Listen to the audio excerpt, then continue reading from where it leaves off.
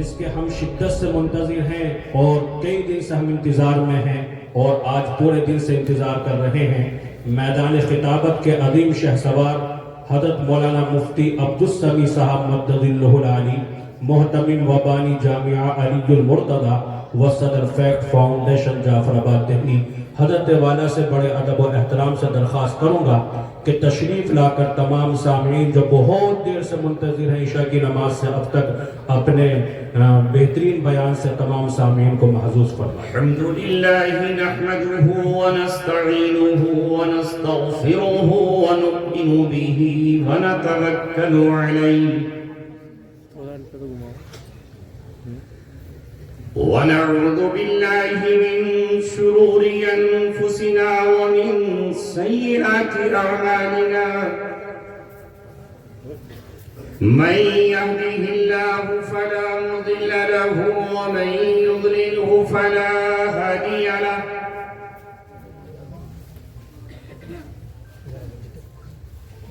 ونشهد أن لا إله إلا الله وحده لا شريك له ونشهد أن سيدنا محمدًا عبده ورسوله وصلى الله عليه وعلى آله وصحبه وسلم تسليمًا كثيرًا كثيرًا أما بعد قال الله تبارك وتعالى في كتابه الكريم وكذلك جعلناكم أمة وسطا لتكونوا شهداء على الناس ويكون الرسول عليكم شهيدا قال رسول الله صلى الله عليه وسلم تركت فيكم أمرين لن تضلوا ما تمسكتم بهما كتاب الله وسنتي أو كما قال رسولنا ونبينا محمد صلى الله عليه وسلم صدق الله مولانا العلي العظيم وصدق رسوله النبي الكريم تیرے دریا میں طوفان کیوں نہیں ہے، خودی تیری مسلمہ کیوں نہیں ہے؟ تیرے دریا میں طوفان کیوں نہیں ہے، خودی تیری مسلمہ کیوں نہیں ہے؟ عبث ہے شکوے تقدیر یزداں تو خود تقدیر یزداں کیوں نہیں؟ خودی کو کر بلند اتنا کہ ہر تقدیر سے پہلے، خودی کو کر بلند اتنا کہ ہر تقدیر سے پہلے خدا بندے سے خود پوچھے بتا تیری رضا کیا ہے؟ کی محمد سے وفا تو نے تو ہم تیرے ہیں، یہ جہاں چیز ہے کیا لوح و قلم تیرے۔ محترم حضرات، موتی سمجھ کے شان کریمی نے چن لیے قطرے جو تھے میری عرق انفعال کے۔ نہ جانے کتنے پیغامات تھے، کتنی درخواستیں تھیں، کتنے گاؤں کی طلب تھی، کتنے شہروں سے دعوت آئی، اور میں اخیر تک یہ سوچتا رہا کہ کہاں تعریف دوں اور کہاں نہ دوں۔ بالآخر آپ حضرات کے دل اور آپ کی دھڑکنیں سب پر غالب آئیں، اور چاہے شیری میں چلا آیا۔ مجھے آج اپنے وہ لمحات و نماز عصر یاد ہے جب یہاں مرحوم مولانا زاہد صاحب امام ہوا کرتے تھے۔ میرا سفر تھے پور تھا، انہوں نے مجھے یہاں بلایا تھا اور ساتھ سفر کیا تھا، لیکن کیا پتا تھا کہ چند دنوں کے بعد ہی وہ ہم سے رخصت ہو جائیں گے۔ ان کے بعد سے لے کر آج تک اس مسجد کی طرف نہ میں آ سکا، نہ بلایا جا سکا، نہ خود آ سکا، اور یہاں تک کہ ایک زمانہ 5 فروری 2016 سے لے کر 1 نومبر 2022 تک پھر قید ہی کر دیے گئے، پابند سلاسل کر دیے گئے، مسجدوں کو نگاہیں ترس گئیں، ان نعت سننے کو کان ترس گئے، اور محراب سے، منبر سے، جمعے کے خطبوں سے محروم رہے۔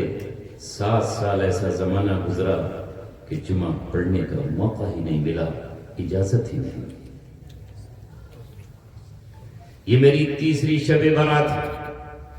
آنے کے بعد پہلی شب برات کوٹ دوار، پچھلے سال اندور، اور آج شہر بجنور۔ اگر آپ تھکے نہیں ہوں تو گفتگو کر لو، تھک گئے ہوں تو میں آپ سے زیادہ تھکا ہوا۔ کیا خیال ہے؟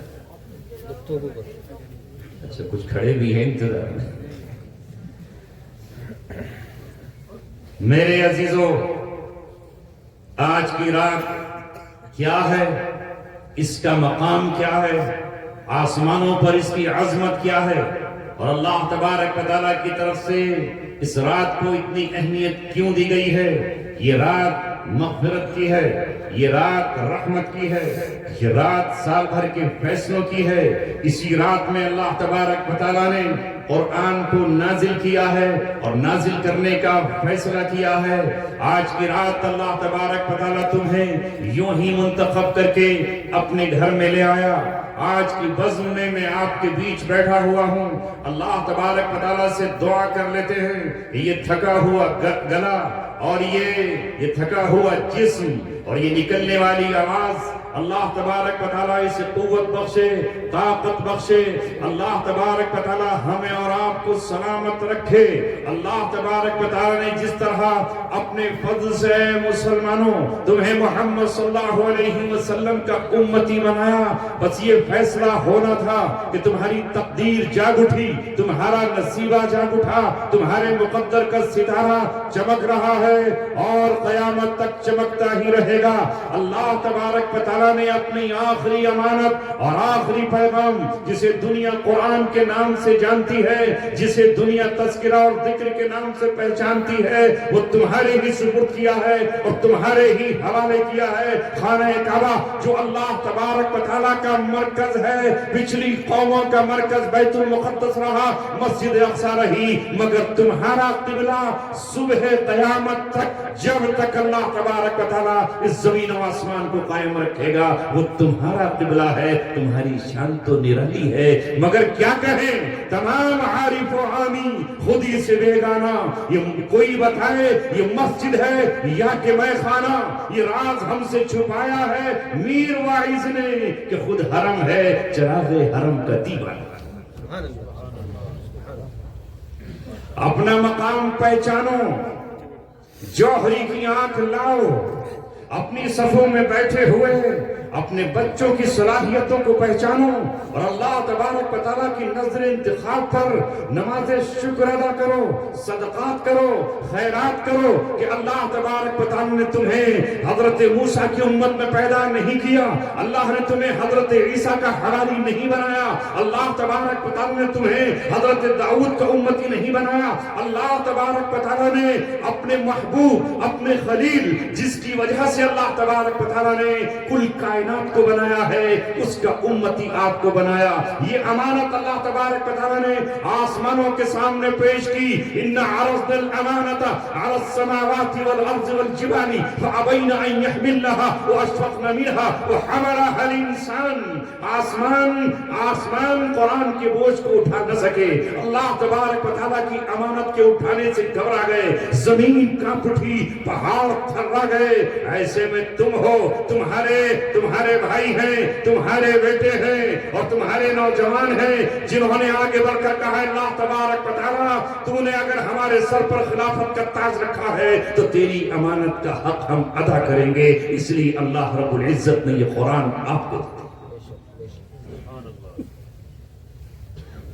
عیسائی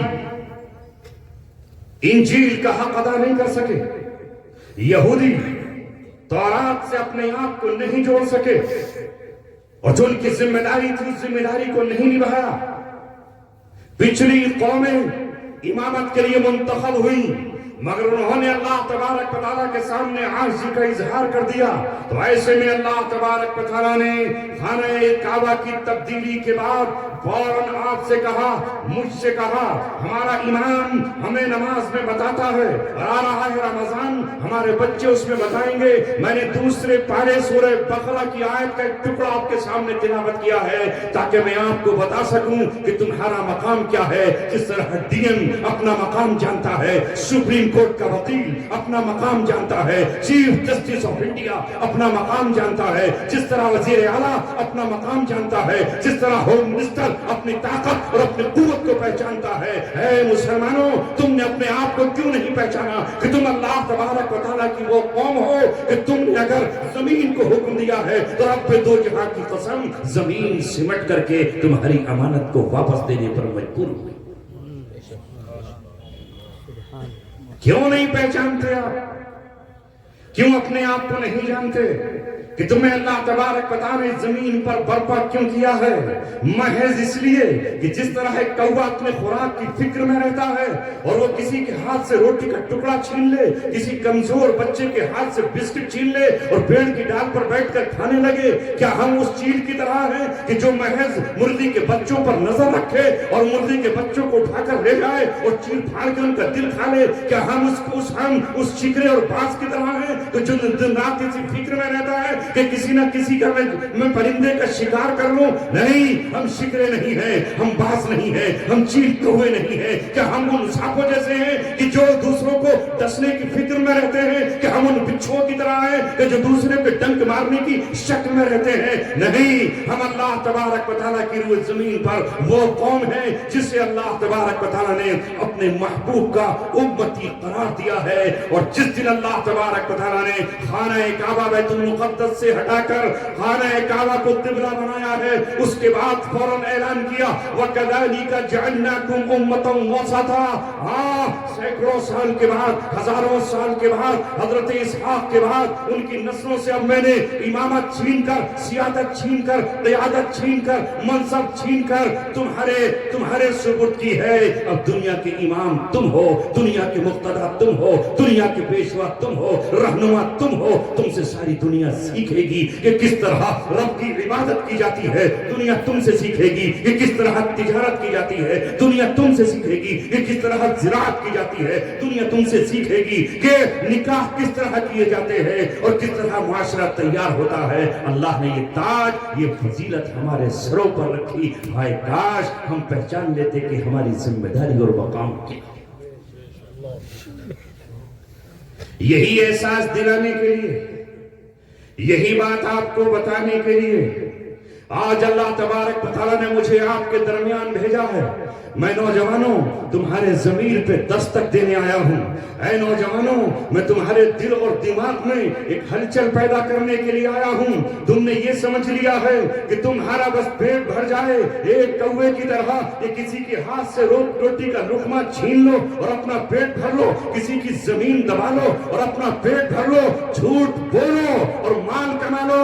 نہیں، تمہارا نبی جس کو نے خطاب نبوت کے اعلان سے پہلے بھی اگر کوئی حاصل کیا ہے تو ساری دنیا جانتی ہے اور تم بھی اس پر فخر کرتے ہو۔ وہ کون سا خطاب تھا، وہ کون سا تمغہ تھا، وہ کیا چیز تھی محمد صلی اللہ علیہ وسلم کو جو لوگ ان کے نام سے نہیں پکارتے تھے؟ وہ کیا کہہ کر پکارتے تھے؟ تمہارے خطیبوں نے بتایا ہے، تمہارے ادیبوں نے لکھا ہے، تمہارے شاعروں نے گنگنایا ہے۔ وہ کیا تھا جب وہ آتے تھے مکے کی سرزمین پر جھوٹوں کے بازار میں اور جھوٹ کی منڈی میں اور جھوٹوں کی بستی میں، جہاں چاروں طرف جھوٹ ہی جھوٹ تھا، جھوٹ تھا، وہاں محمد صلی اللہ علیہ وسلم کی زبان پر سچ تھا۔ اس لیے لوگ انہیں کہتے تھے صادق علیہ، سچے علیہ۔ اعلان نبوت سے پہلے ہی تو آپ کو سچا قرار دیا گیا، اور دوسرا آپ کو خطاب ملا امین علیہ، امین، امانت دار، جو امانت میں خیانت نہ کرے اسے امین کہتے ہیں۔ امانت جانتے ہو، ہمارے نظروں میں تو میں صرف یہ سمجھتے ہیں کسی نے 5-10 روپے رکھے یہی امانت ہے۔ نہیں، قرآن نے اس کا مفہوم کچھ اور بھی بیان کیا۔ میں نے جو بھی آپ کے سامنے پیش کیا، قرآن یہ خود امانت ہے، دین اسلام یہ خود امانت ہے۔ امانت محض پیسہ ہی نہیں، وہ بھی امانت ہے۔ مسجد کا متولی ہے تو پھر اس کی ذمہ داری ہے کہ وہ امین ہو۔ اگر شہر کا قاضی ہے تو وہ امین ہو، شہر کا چیئرمین ہے تو وہ امین ہو، کسی ملک کا بادشاہ ہے تو وہ امین ہو۔ اور محمد صلی اللہ علیہ وسلم نے امانت کے مفہوم کو بڑھایا۔ اللہ تبارک و تعالی نے کہا یا ایھا الذین آمنوا ان تؤدوا الامانات الی اہلہا، اے ایمان والو امانت اس کے سپرد کرو جو اس کا اہل ہے، اس کے لائق ہے۔ یہ حکم رہتا ہے یاد آج کے دور میں۔ جب قرن اول تھا، جب محمد صلی اللہ علیہ وسلم کا دور تھا، تو آپ نے یہی تو بتایا کہ امانت اس کے سپرد کی جائے گی۔ امانت کا مطلب ہے منصب، عہدہ، ذمہ داری، کام۔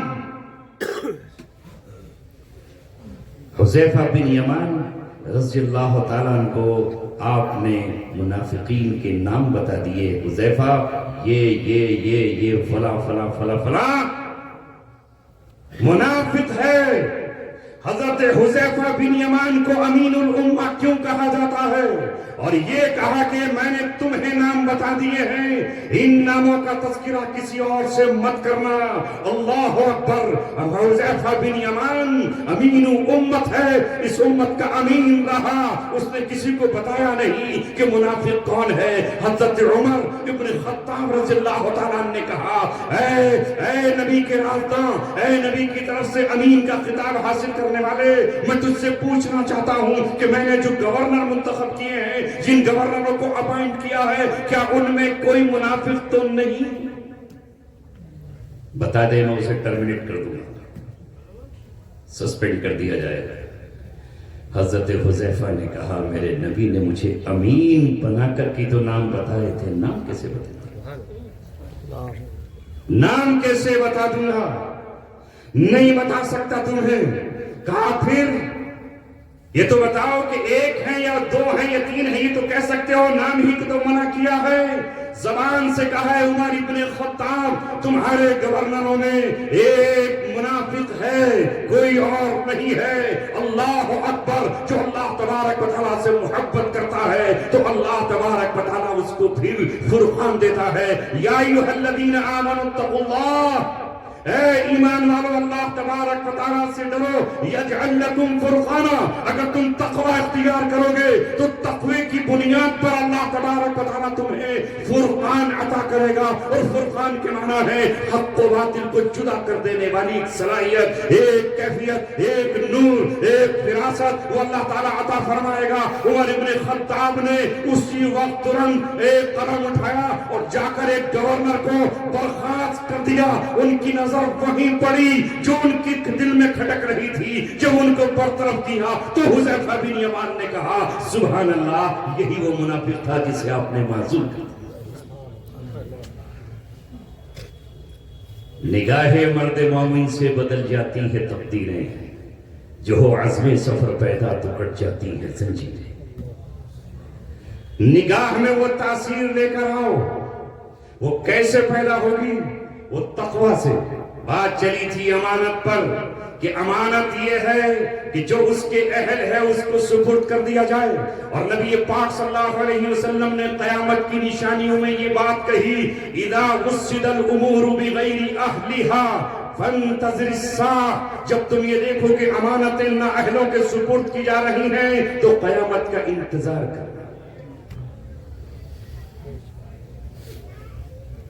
اب آج جو امانتیں سپرد کی جا رہی ہیں وہ صلاحیتوں پر نہیں، طاقت پر، ڈنڈے کے زور پر، بدماشی پر، غنڈہ گردی پر، زور پر حاصل کی جا رہی ہے۔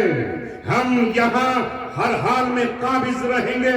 نہیں، یہی تو چل رہا ہے. کل تقوی کی بنیاد پر منصب تقسیم کیے جاتے تھے اور جن سے منصب چھینے جاتے تھے وہ بھی اللہ تبارک و تعالیٰ کی رضامندی کے لیے اس پر راضی ہوا کرتے تھے.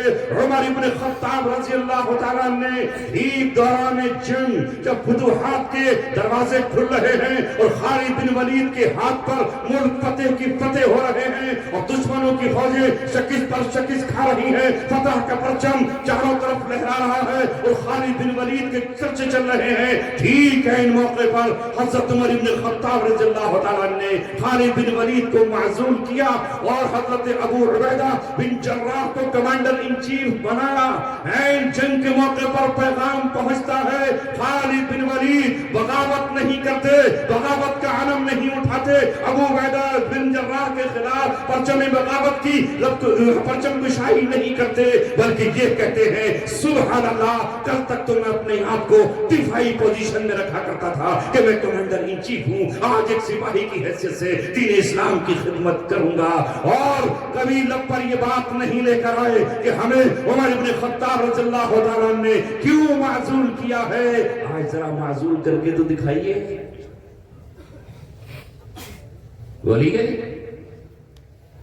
جگہ جگہ پوسٹر لگاتے ہیں ہمارے مفتی محفوظ رحمان صاحب، اصلاح معاشرہ. کہاں کہاں تک اصلاح معاشرہ ہو، کس کس کی جائے.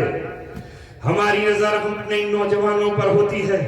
اے میرے نوجوان، مجھے تیری اصلاح کی فکر ہے، کاش میری بھی اصلاح کوئی کرتا اور میرے اندر بھی وہ بات پیدا ہو جاتی جو 1400 برس پہلے محمد صلی اللہ علیہ وسلم نے پیش کی تھی.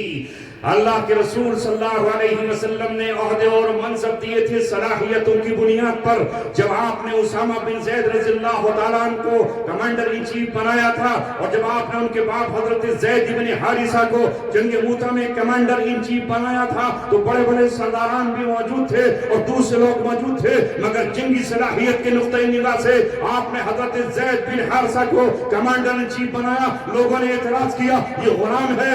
آپ صلی اللہ علیہ وسلم نے کہا میں غلامیت کی زنجیریں ہی تو کاٹنے آیا ہوں، میں یہ بتانے کے لیے آیا ہوں کہ جو انسان کا بیٹا ہے وہ انسان ہے. کسی کے اس کے گلے میں پٹا ڈال دینے سے وہ کمتر نہیں ہو جاتا، بے حیثیت نہیں ہو جاتا، بیکورڈ نہیں ہو جاتا. وہ اللہ تبارک و تعالیٰ کے یہاں محبوب ہے. یہ خوبی غلام صحیح انسانوں نے ظلم کی بنیاد پر اسے غلام بنایا تھا، لیکن اللہ نے ہر بچے کو اپنی ماں کے پیٹ سے آزاد کیا ہے.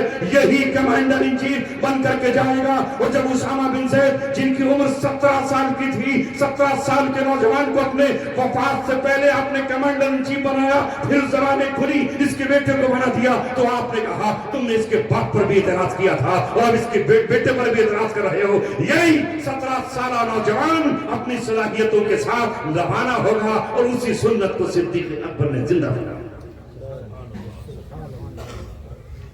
ہمارے یہاں ہے یہ، ہم تو صلاحیتوں کو کچل دینے والے، اپنے چھوٹوں کی حوصلہ افزائی نہ کرنے والے. یہ محمد صلی اللہ علیہ وسلم کا کمال ہے جنہوں نے لوگوں کی صلاحیت، چھمتا اور استعداد کو پڑھ کر منصب ان کے سپرد کیے. جو لوگ جاہلیت میں تھے اور اپنے قبیلوں کے سردار تھے، ان کا اپنا ایک مقام تھا.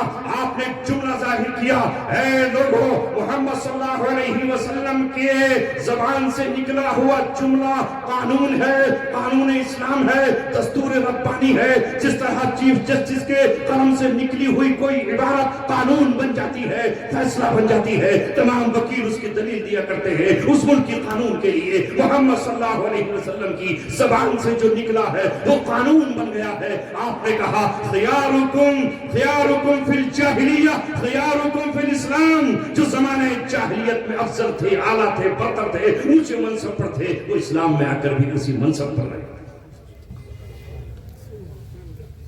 خود اسلام کو سمجھ لو. تم نے خود نہیں جانا، دفاع کیسے کرو گے؟ اس مسجد کے جو متولی ہیں وکیل ہیں، اگر وکیل ہی کو علم نہ ہو تو وہ کیس کیسے لڑے گا؟ وہ تو کورٹ میں ہار جائے گا۔ اسے قانون اور لا کا پورا علم ہونا چاہیے۔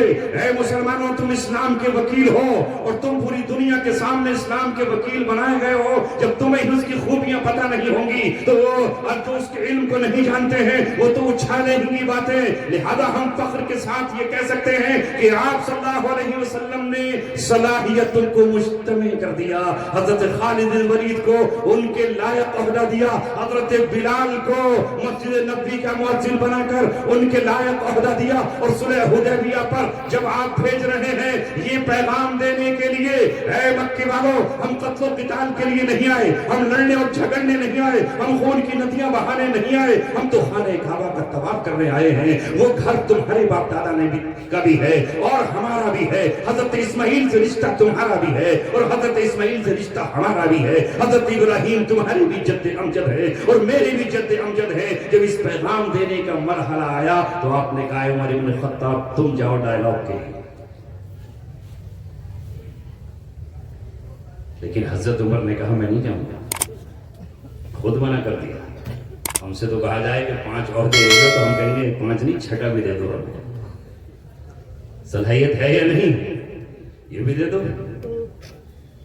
حضرت عمر نے کہا اللہ کے رسول میں نہیں جاؤں گا، میرا مزاج سخت ہے، جذباتی انسان ہوں، گفتگو میں اگر کسی نے ایڑ پیڑ ٹیڑھ کیا تو پھر میرا ہاتھ تلوار کے قبضے پر جائے گا اور میں یہ بھول جاؤں گا کہ میں تنہا مکے میں کھڑا ہوں یا کہاں ہوں۔ میں جہاں صلح کا کام نہیں کر سکتا، میں سینے کا کام نہیں کر سکتا، میرا کام پھاڑنا ہے اور کپڑے پہ ٹکڑے کرنا ہے۔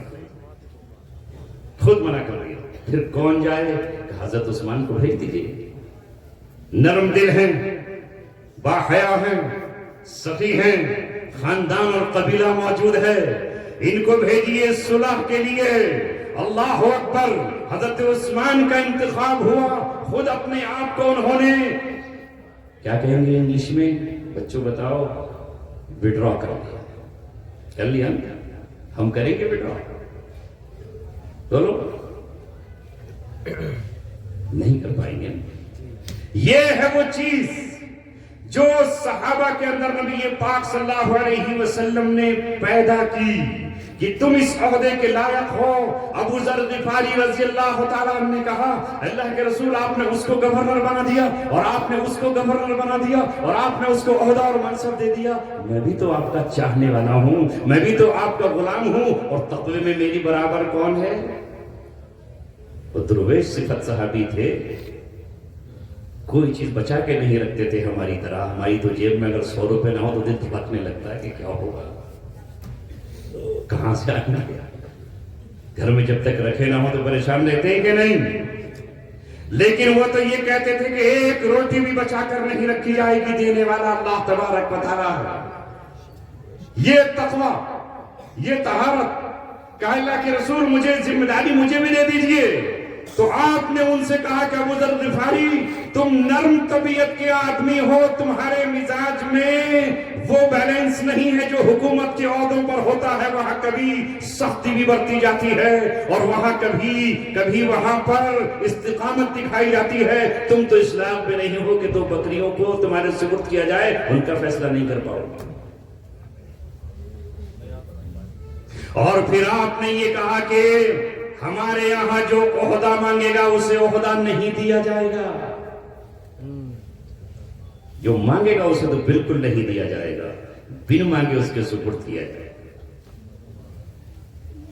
کیا کہوں، کہاں تک کہوں، وقت مختصر، گزر گیا کافی وقت، مگر میں آپ کو اسلام کی خوبیاں سمجھانے کے لیے بیٹھا ہوں۔ چونکہ میرے سامنے ایک بہت بڑا مجمع ہے اور ہر طبقے کا مجمع ہے، آپ یہاں سے پیغام لے کر جاؤ کہ آپ کے نبی محمد صلی اللہ علیہ وسلم نے دنیا کو کیا دیا ہے، ایک پہلو نہیں، لکھتے چلے جائیے، بولتے چلے جائیے۔ جب آپ کو آپ کے دشمن آپ کے وطن مبارک سے نکال رہے ہیں، اور وہ بھی کیسا وطن جہاں مکہ معظمہ ہے، روئے زمین پر سب سے आला और अफजल जगह अगर कोई हो सकती है तो वो है जिसे मक्का कहा गया है। वो वतन है, मक्का है, जहां एक नमाज का सवाब 1 लाख के बराबर है, जहां फरिश्तों का तवाफ है, खाना काबा को महज देखना इबादत है, छूना इबादत है, हजर अस्वद को चूमना इबादत है, रुकने यमानी को हाथ लगाना इबादत है। ये वतन है मोहम्मद सल्लल्लाहु अलैहि वसल्लम का। मगर यहाँ आज फैसला हो गया है कि अगर मोहम्मद रसूलुल्लाह यहाँ रहेंगे तो उनके टुकड़े कर दिए जाएंगे, उन्हें कत्ल कर दिया जाएगा। ये फैसला कोई खानदान नहीं कर रहा है, बल्कि तमाम खानदान मिलकर ये कह रहे हैं कि बनु हाशिम के इस चश्मो चराग को रातों रात बुझा देना है और हर कबीले का नौजवान नंगी शमशीर लेकर दरवाजे पर खड़ा हो, 100-200 तलवारें उनके जिस्म पर पड़े और जब बनु हाशिम क़िताल का क़िसास का मुतालबा करें कि हमें बदला चाहिए तो बनु हाशिम किससे लड़ेंगे? सारे कहेंगे हमने कत्ल किया है, हमने कत्ल किया है। नौजवान तलवारें लेकर ये कहेंगे हमने किया है। बनु हाशिम सरेंडर हो जाएंगे और आखिर में ये कहेंगे कि खून बहा ही दे दो। ये फैसला है, अल्लाह का हुक्म उतार जाएगा। निकल गया। आज के दौर में कोई होता तो, मगर वो तो आलम के ताजदार है, वो रहबर है। लक़द काना लकुम फी रसूलिल्लाहि उस्वतुन हसना। सिद्दीक़ अकबर को साथ लिया, ऐ सिद्दीक़ हम और तुम दोनों साथ चलेंगे। और सिद्दीक़ अकबर ने ये कहा कि मैंने 2 ऊँटनियां पाल रखी अल्लाह के रसूल, एक आपकी और एक मेरी। ये भी हर पहलू में ढूंढते चले जाओ। मैंने 2 खरीदी हैं। आपने कहा कि ये ऊँटनी आपने तैयार कर रखी है, इसे कीमत के साथ लूंगा, फ्री नहीं। इसकी कीमत वसूल करनी होगी बकर सिद्दीक, तुमको कीमत दूंगा। ये नहीं कि खुश हो जाते वाह सुभान अल्लाह और 100 दुआएं आपको देकर कहते चलो भाई बहुत अच्छा है अल्लाह। ये है अमल नबी पाक सल्लल्लाहु अलैहि वसल्लम का। ऊँटनी यहाँ मोल ली और उसकी कीमत अदा की। बीच में रोक कर कह रहा हूं कि जब मदीना पहुंचे तो वहां यतीम बच्चों की जमीन थी जिस पर मस्जिद नबवी आज तामीर है। लिहाजा वहां लोगों ने कहा ये बच्चे अपनी खुशी से अल्लाह का घर बनाने के लिए आपको मस्जिद दे रहे हैं, एक एक बच्चा अंसार का आप पर कुर्बान है। आपने कहा नहीं, ये यतीम बच्चों की जमीन है, जो जमीन की सब रेट लगते हैं वो कीमत अदा की जाएगी और इन यतीम बच्चों को महरूम नहीं किया जाएगा। इनकी रजामंदी का कोई माना नहीं है, ये अभी बच्चे और यतीम है और आपने मस्जिद नबवी की जमीन को कीमतन खरीदा। ये किरदार है नबी पाक सल्लल्लाहु अलैहि वसल्लम का। अब यहां सिद्दीक़ अकबर को साथ लिया और हजरत अली से कहा ऐ अली तुम्हें मेरे बिस्तर पर रात को लेटना है मेरी चादर ओढ़कर। कहा क्यों, मैं आपके साथ क्यों नहीं जा सकता, रास्ते के खतरात से मैं लड़ूंगा। कहा नहीं, तुम मेरे खानदान से हो और तुम मेरे जानशी हो, तुम्हारी हैसियत वही है जो हजरत मूसा के जमाने में उनके भाई हारून की थी। जब हजरत मूसा को एक दूर पर गए तो अपने भाई को जानशी बना कर गए। ये मेरे पास अमानतें हैं फुला और फुला की, गर्चे वो मेरे खून के प्यासे हैं, गर्चे वो मेरे लहू के प्यासे हैं, गर्चे वो मेरे कत्ल के दर पे हैं। लेकिन ऐ अली, इन अमानतों पर लिखा हुआ है जब तक ये अमानतें अमानतदार तक नहीं पहुंच जाए तुम्हें मदीना हिजरत नहीं करनी है। दुश्मनों की अमानतें भी आपने उनके सुपुर्द कर। क्या बात है। तो मैं इस पर बात चल गई कि आपको जो पहला लक़ब मदीने मक्का मुअज़्ज़मा में मिला वो था सादिक, सच्चा, और दूसरा अमीन। अल्लाह अकबर। ये 2 सिफतें इतनी शानदार हैं। स्टेज पर तो उलमा है, यहाँ कुछ तलबा है, लेकिन यहाँ बहुत सारी आवाम है। कोई छोटा ताजिर है, कोई बड़ा ताजिर है। पान बेच रहा है तो वो भी तो पान का ताजिर है, सब्जी बेचने वाला सब्जी का ताजिर है, भट्टे पर ईंट बेचने वाला अपनी ईंटों का ताजिर है, और कोई जमीन बेचने वाला जमीन का ताजिर है। तुम्हारे लिए मोहम्मद सल्लल्लाहु अलैहि वसल्लम ने कितना बड़ा पैगाम दिया है। ज्यादा लंबी चौड़ी बात नहीं की, बल्कि इतना कहा अत्ताजिरुस सदूकुल अमीन। تاجرین، تاجر کے اندر دو صفت پیدا ہو جائیں، ایک تو وہ سچا ہو اور دوسرے امانت دار ہو، تو کل قیامت میں اپنی اس تجارت کی بنیاد پر وہ محمد رسول اللہ صلی اللہ علیہ وسلم کے قریب ہوگا، مع النبیین والصدیقین والشہداء والصالحین، وہ شہداء کے قریب اور صدیقین کے قریب ہوگا۔ یہ دو امانتیں اپنے اندر پیدا کر لو۔ یہ دو امانتیں جب تک ہمارے پاس تھی، ساری دنیا ہم سے بزنس کرتی تھی اور تجارت کرتی تھی۔ آج ہمارے اپنے کہتے ہیں کہ یہ بڑے بھائی مسلمان کے پاس مت جاؤ، دھوکہ دے گا، کاٹ لے گا۔ کیا ہم نے اپنی پہچان بنا لی؟ بھائی اس کے پاس چلیں گے نان مسلم کے، سردار جی کے پاس جائیں گے، وہ جوتا واپس بھی کر لیں گے، اور اگر ان کے اپنے بھائی کے پاس چلے گئے واپس کرنے گئے تو جوتا ہی پڑے گا۔ پھر 307 اور 504 اور 506، اب تو شاید یہ دفعات بدل گئی ہیں، یہ لگے گی۔ کیا ہے ہمارا حال؟ یہ ہم نے بنایا جو محمد رسول اللہ صلی اللہ علیہ وسلم کی دی ہوئی چیزیں تھیں۔ دنیا نے آپ کی سیرت کو پڑھا، آپ کے کردار کو پڑھا، آپ کے اخلاق کو پڑھا، انہوں نے وہ چیزیں اختیار کر لی اور ہم نے پڑھ کر کے کتابوں میں چھوڑ دیا۔ اور وہ جو غلط طریقے دنیا کی جاہل قوموں کے تھے، ظالم قوموں کے تھے، ان پڑھ قوموں کے تھے، بے حیا قوموں کے تھے، بدترین قوموں کے تھے، کیڑے مکوڑوں کے تھے، ان کو ہم نے اپنا لیا اور اپنا کر کے ہم سمجھ رہے ہیں کہ ہم بہت تیز مارخواں ہیں اور ہم ساری دنیا میں اچھے ہیں۔ نہیں، ہم نے اپنے آپ کو تباہ و برباد کر لیا ہے، ہمارے اخلاق بدترین ہیں۔ آپ مجھے بتاؤ، کسی چوراہے پر 5 منٹ کھڑے ہو جاؤ اور کسی گلی میں 2 سیکنڈ کے لیے کھڑے ہو جاؤ، ہمارا بچہ اور ہمارا جوان گفتگو کرے گا تو اس کی شروعات اور اس کا آغاز گالی سے ہوگا، وہ ماں کی ہو یا بہن کی ہو یا بیوی کی ہو۔ یہ ہے ہماری پہچان۔ ہمارا امتیاز کیا ہونا چاہیے تھا اور کیا ہے؟ اخلاق ہمارے کیسے ہونے چاہیے تھے؟ سلام ہم نے ختم کر دیا، چل رہے ہیں اونٹوں کی طرح، کأنہم حمر مستنفرہ فرت من قسورہ، جس طرح اونٹ چلتا چلا جاتا ہے، سلام ہی نہیں ہے اور کسی سے گفتگو ہی نہیں ہے، راستہ پوچھو تو بڑی اکڑ کے جواب دیتا ہے۔ اور یہ حال ہمارا ہے کیا؟ ہم آج کہاں سے کہاں پہنچ گئے؟ اللہ کے رسول نے فرمایا، اکمل المؤمنین ایمانا احسنهم خلقا، تم میں سب سے کامل مومن وہ ہے جس کے اخلاق سب سے اچھے ہو۔ چاہتے ہو اپنے اعمال کو وزنی بنانا تو کون سا عمل وزن میں کل قیامت میں سب سے زیادہ ہے؟ ہر چیز برابر کے وزن نہیں رکھتی نا، یہ رکھتی ہے۔ روئی 1 گرام سونے میں آ جائے گی، بہت ساری آ جائے گی کہ نہیں؟ اللہ کے رسول نے فرمایا قیامت میں حسن اخلاق سے بڑھ کر کوئی عمل وزنی نہیں ہے۔ مسکراہٹوں پر بھی ہم نے پہرے بٹھا لیے ہیں اور اپنے ہونٹوں پر بھی ہم نے تالے ڈال لیے ہیں، اور ہم کہتے ہیں کہ یہ تالا پتہ نہیں کس سے کھلے گا، گالی سے ہی کھلے گا، سامنے والا جب گالی دے گا تو اس گالی سے بولے گا۔ لیکن اس مسکراہٹ کو بھی محمد صلی اللہ علیہ وسلم نے کہا اگر محض تم مسکرا دو تو یہ بھی صدقہ ہے۔ میں کہاں تک رسول پاک صلی اللہ علیہ وسلم کی صورت کو بیان کروں، اس میں سے 2 پوائنٹ نوٹ کر لیجیے۔ نمبر 1، ہمیں سچ بولنا ہے، صرف 3 موقعوں کے علاوہ جھوٹ بولنے کی گنجائش نہیں ہے۔ آپ کہیں گے وہ بھی بتا دو تاکہ اس موقع پر بول لیں۔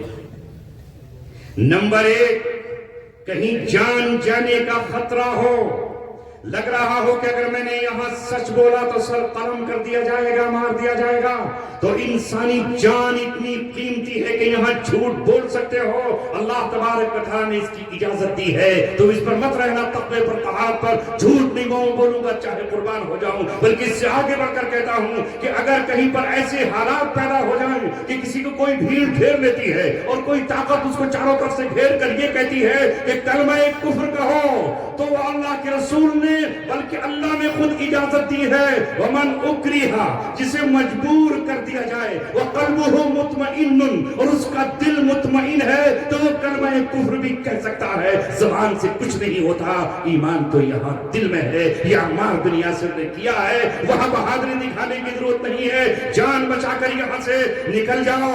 جان بہت قیمتی ہے، یہ تمہارے بچوں کے لیے امانت ہے، یہ تمہاری بیوی کے لیے امانت ہے، یہ تمہارے بھائیوں کے لیے امانت ہے۔ اللہ کو پتا ہے کہ میرے بندے کو چاروں طرف سے گھیرا گیا، اگر یہ یہاں یہ جملہ نہیں کہتا، یہ بات نہیں کہتا، اس کی جان چلی جاتی۔ اللہ تبارک و تعالیٰ نے جان کے بچانے کے لیے کلمہ کفر کہنے کی بھی اجازت دی ہے اور جھوٹ بولنے کی بھی اجازت دی ہے۔ سمجھ گئے؟ دوسری، اللہ تبارک و تعالیٰ یہ چاہتا ہے کہ میاں اور بیوی، شوہر اور بیوی ہمیشہ خوش و خرم رہیں، ہمیشہ خوش و خرم رہیں۔ مفتی صاحب بیٹھے ہیں، امام بخاری نے حدیث بیان کی ہے کہ اگر ایک شوہر اپنی بیوی کے منہ میں محبت کے ساتھ، پیار کے ساتھ، لطف و کرم کے ساتھ لقمہ رکھ دیتا ہے، یہ صدقہ ہے۔ محض لقمہ رکھنا بھی صدقہ ہے۔ تمہارا اپنے بچوں پہ خرچ کرنا، اہل و عیال پہ خرچ کرنا، یہ صدقہ ہے۔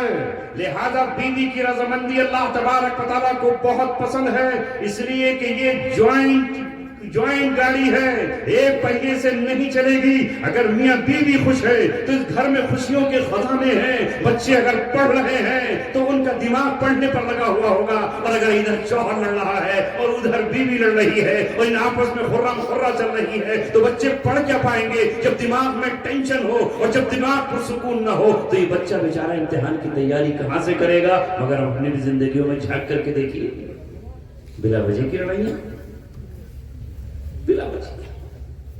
تو اگر بیوی کو خوش کرنے کے لیے جھوٹ بھی بولنا پڑ جائے تو گنجائش ہے۔ میں اس کا یہ مطلب نہیں کہ روزانہ ہی جھوٹ بولنا شروع کر دیں۔ اگر ایسا موقع آ جائے، مثال دے رہا ہوں، ہمارے ایک دوست تھے کسی زمانے میں رامپور میں، قاری نقیب صاحب، نسخہ ہی بتا رہا ہوں آپ کو جو کہ حکیموں کے بیچ بیٹھا ہوں، میں خود حکیم تو نہیں ہوں۔ تو قاری نقیب صاحب شاعرات میں تھے۔ اب شاعر کا مسئلہ یہ کہ جہاں روک لیا وہاں پر چل رہی اپنی غزل۔ ہوٹل میں بیٹھے تو وہاں قاری صاحب ذرا ہو جائیں تو چار اشعار۔ اب مزاج ان کا وہ بھی رامپور، پوری رات جاگنے والے لوگ۔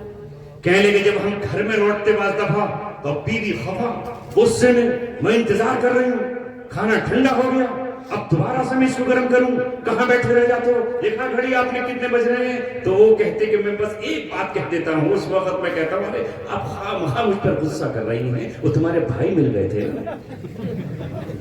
اچھا تو کیا کہہ رہے تھے؟ ارے کیا کہہ رہے تھے؟ ہوٹل میں لے گئے۔ وہ گفتگو ہوتی رہی، میں بھول گیا۔ بولے کبھی اس طرح کہتے ہوں، بولے بیوی کو اپنے بس گھر میکے والوں کا ذکر کر دو، وہ تمہارے چچا صاحب بھائی تھے نا، وہ اچانک ٹکرا گئے، کہنے کہ بھائی ادھر آئیے۔ ارے ملتے نہیں تھے مگر مجھے بولنا تھا۔ اگر آپ بیوی کے گھر والوں کو برا کہیں گے تو جھگڑا طے ہے۔ تمہیں کیا جا رہا ہے کہ تعریف کر دو؟ کیا جا رہا ہے؟ دو لفظ ہی تو نکلیں گے منہ سے، گھر بنا رہے گا۔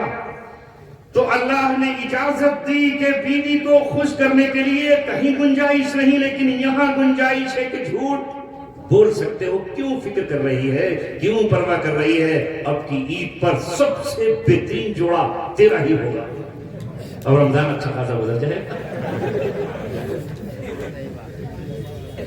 اب میں خالی باتیں نہیں کہہ رہا، کچھ دے بھی دیا کریں۔ حضرت تھانوی رحمت اللہ علیہ نے لکھا ہے کہ ہر شوہر کم سے کم کچھ نہ کچھ اپنی کمائی میں کا الگ سے بیوی کو دے دیا کرے تاکہ وہ خود خرچ کر سکے نا۔ ہم دیتے ہیں بطور امانت، وہ بیچاری خرچ کہاں سے کرے گی؟ جب اللہ کے رسول صلی اللہ علیہ وسلم نے حضرت ہندا سے اور باقی صحابیات سے بیعت لی فتح مکہ پر، تو قرآن کی آیت ہے اس میں آپ نے کئی چیزوں پر بیعت لی. اس میں ایک یہ بھی تھی کہ اللہ یسرقنا، کہ وہ چوری نہیں کریں گی. لہٰذا حضرت ہندا آپ کی چچی بھی ہوتی ہیں اور جانتے ہو ابو سفیان کی بیوی ہیں، فوراً کھڑی ہو گئی اور کہا بھتیجے تمہارا چچا بڑا وکیل ہے ابو سفیان، مجھے پورا خرچ کرنے کے نہیں دیتا، اس لیے اس میں سے کچھ بچا لیتی ہوں، تو کیا یہ بھی چوری ہے؟ تو آپ نے کہا اگر یہ وکیل ہے تو یہ چوری نہیں ہے. تو ایسے بخیل نہ بنو کہ بیوی کو چرانا پڑے آپ کے اس میں سے.